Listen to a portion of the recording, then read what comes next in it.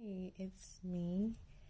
So today I'm going to speak a little bit about knowing who you are. So this was just on my mind today. Um, your purpose is not indicative of what's happening in your life. So let me break down what I mean by this because it could be interpreted multiple ways. So, what I mean is, you can be going through a rough patch or a hardship, but that doesn't mean you should give up. That doesn't mean that it's over. It doesn't mean that it's not what you should be doing. I honestly believe the closer you get to achieving your goals, reaching your potential, the harder everything becomes for you. And I just think that life will literally test the hell out of you. And God needs to know that you're ready because it's not going to be easy. And, for me, it applies because I know my skill set. I know my passion. I know I'm qualified. I know I'm capable. I know that I have the determination and the work ethic to do what I want to do. But in turn, my life has made me feel different. If you know what I mean, I know what I'm capable of, but my life has made me feel differently. When I try for jobs and I don't get them, or when I tried to go back to school and I did all the paperwork and everything early, only for me to be a couple of months into the semester and for them to drop all of my classes and say, oh, there was an error on your FAFSA. The FAFSA I submitted 5 months ago? Or for me to be offered some rare business opportunity. Great opportunity, but I can't take it because my student loans are crashing my credit and I need to have a 720 credit score for this great opportunity. And we probably all have a person or we've all encountered someone in our life where they didn't do much in school. Maybe they slacked off a lot in their job, and you look up and years later, it's like they're seemingly successful. They have a good job, house, married, and life just seems good for them. And you're just over here feeling like all my life I had to fight. But this person who I know was slacking at work, or who I know was slacking at school, or who I know wasn't on it as they should have been, now they just have it all. Now they just reach their goals and their level of success, but I've been over here trying hard and struggling and tired and just waiting to reap the benefits. And it's like, you don't want anything given to you. Like, you're more than willing to earn it.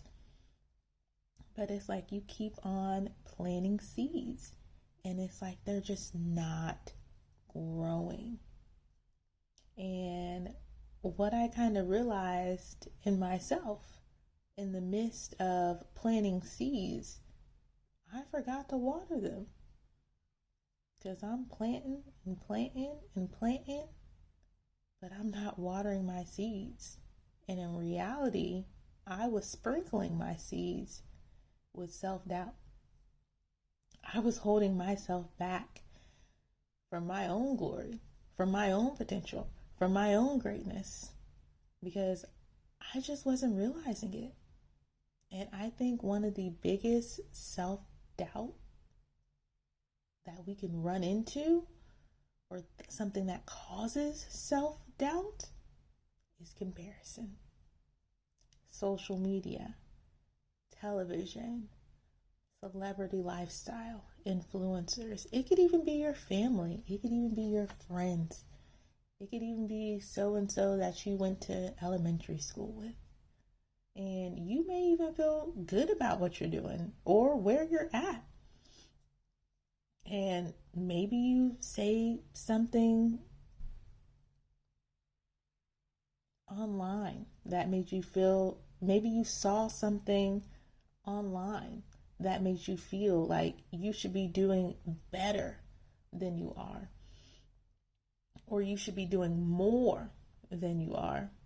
Or maybe someone said something to you that had a similar effect.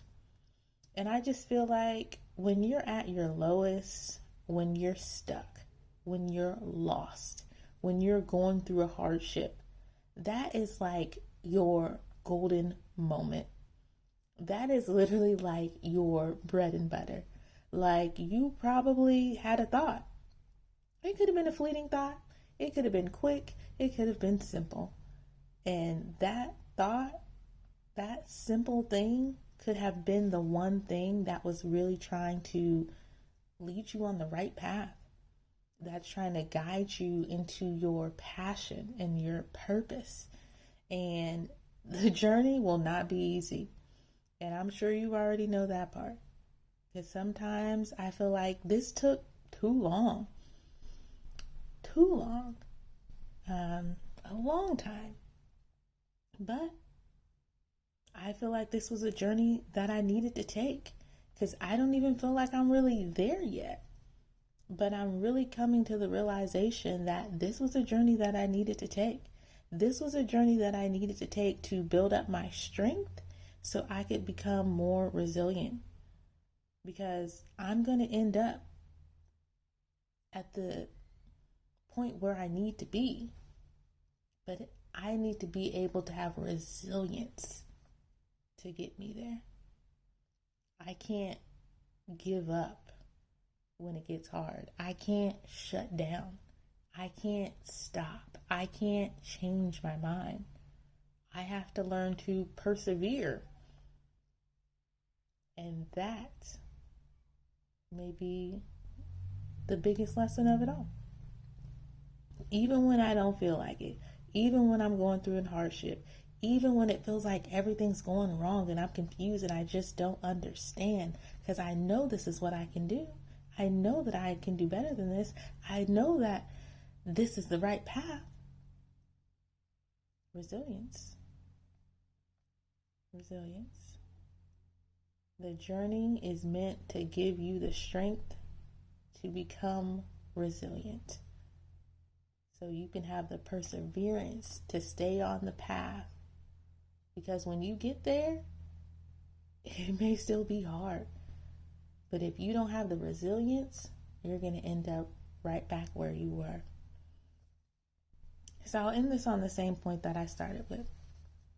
And that is, your purpose is not indicative of what's happening in your life. Because there may be a lot of negativity around you, and that may fool you into thinking that you aren't what you are, and that you can't do what you know you can. And I'm here to tell you, it's not true. Don't listen to the negativity. Don't let the negativity scare you off. You're on the right path. Continue with your purpose. Anyways, I'm just here to share my random thoughts.